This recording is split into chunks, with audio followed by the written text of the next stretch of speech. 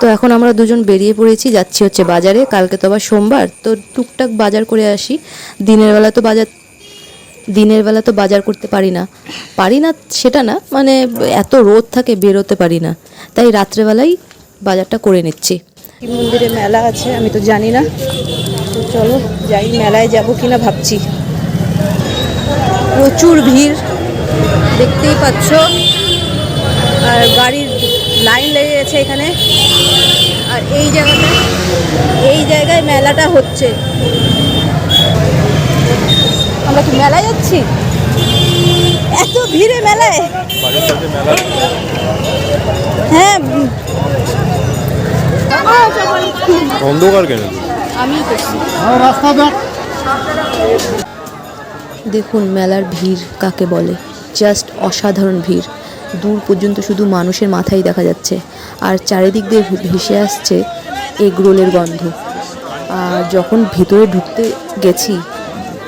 গেছি মানে কি, ঢুকতেই তো পাচ্ছিলাম না, এত ভিড়। ঠেলে মানে আমি দাঁড়িয়েছিলাম, আমাকে ঠেলে ঢুকিয়ে দিয়েছে, এত ভিড়, মানে জাস্ট অসাধারণ ভিড়। এই যে দেখতেই পাচ্ছেন ভিড়টা কাকে বলে।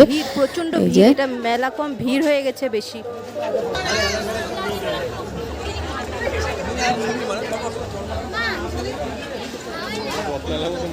চারিদিক দিয়ে বসে আছে দোকানগুলো, তাও দোকানগুলোতেও কিন্তু বেশ ভিড়। নিমকি, বুন্দিয়া, জিলাপি।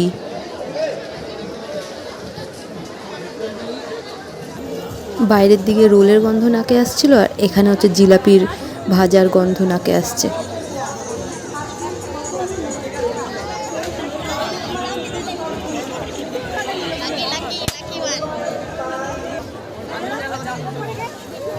ওই যে দেখা যাচ্ছে নাগরদোলা, এই যে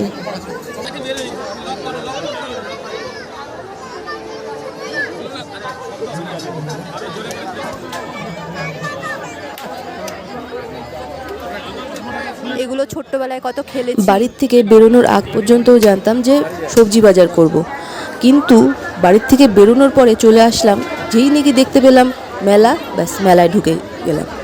তো এত ভিড়, আর ভালো সুন্দর সাজিয়েও নি।